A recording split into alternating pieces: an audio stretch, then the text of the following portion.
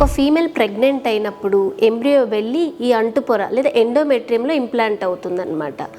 Pregnant కాని వాళ్ళలో అయితే ప్రతి నెలసరిలో బయటికి షెడ్ అయ్యే లేయరే ఈ అంటుపొర.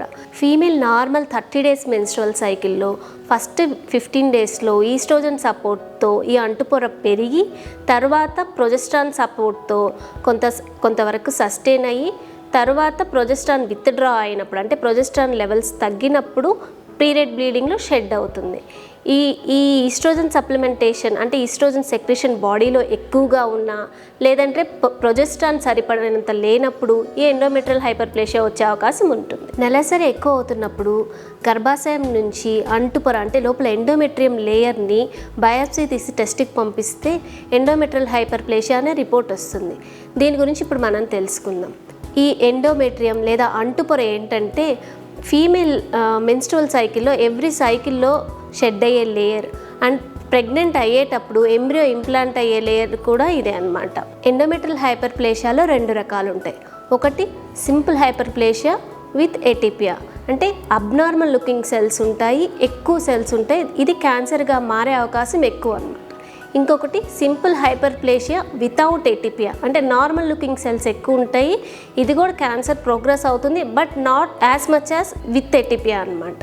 ఈ ఎండోమెట్రియల్ హైపర్ప్లేషియా కండిషన్కి సిమ్టమ్స్ ఎలా ఉంటాయి?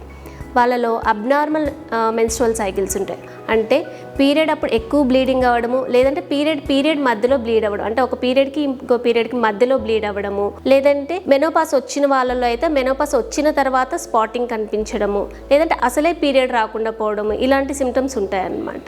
ఈ ఎండోమెట్రియల్ హైపర్ప్లేషియా ఎవరిలో వచ్చే అవకాశాలు ఎక్కువ ఉంటాయి అంటే రిస్క్ ఫ్యాక్టర్స్ ఏంటి? ఎర్లీ మెనార్కీ అంటే చిన్న వయసులోనే పీరియడ్ రావడము, లేట్ మెనోపాస్ అంటే చాలా ఏళ్ల వరకు మెన్స్ట్రువల్ సైకిల్ కొనసాగడం అంటే మెనోపాస్ లేట్గా వచ్చే వాళ్ళలో ఉంటారు. ఇంకొకళ్ళు అసలు ప్రెగ్నెంట్ కాని లేడీస్, లైఫ్ టైంలో ప్రెగ్నెంట్ అవ్వని లేడీస్, ఏదన్నా ఓవేరియన్ క్యాన్సర్స్కి యూట్రైన్ క్యాన్సర్స్ ఇలాంటి క్యాన్సర్ హిస్టరీ ఉన్న ఫ్యామిలీస్లో రావచ్చు, లేదంటే ఆల్రెడీ బ్రెస్ట్ క్యాన్సర్ ఉండి వాళ్ళు టెమాక్సిఫన్ లాంటి కొన్ని డ్రగ్స్ తీసుకుంటూ ఉంటే వాళ్ళలో కూడా ఇది వచ్చే అవకాశం ఉంటుందన్నమాట. ఇంకా థైరాయిడ్ డిసీజెస్, డయాబెటీస్, పీసీఓ ఇవన్నీ కూడా ఎండోమెట్రియల్ హైపర్ప్లేషియా వచ్చేదానికి రిస్క్ ఫ్యాక్టర్స్. ఈ ఎండోమెట్రియల్ హైపర్ప్లేషియాకి ట్రీట్మెంట్ ఆప్షన్స్ ఏంటి? బయాప్సీ రిపోర్ట్లో ఎండోమెట్రియల్ హైపర్ప్లేషియా అని చూడంగానే భయపడక్కర్లేదు, ఎందుకంటే ఇది మళ్ళీ క్యాన్సర్గా మారడానికి ఇంకా మినిమం 10 years పడుతుందన్నమాట. సరైన సమయంలో ట్రీట్మెంట్ తీసుకుంటే దాన్ని ప్రివెంట్ చేయవచ్చు. దీనికి ట్రీట్మెంట్ ట్యాబ్లెట్స్ ఉంటాయి, ఇంజెక్షన్స్ ఉంటాయి, గర్భాశయంలో లూప్ లాంటిది పెడతారనమాట అంటే ఆ లూప్ కంటిన్యూస్గా హార్మోన్ని రిలీజ్ చేస్తుంది.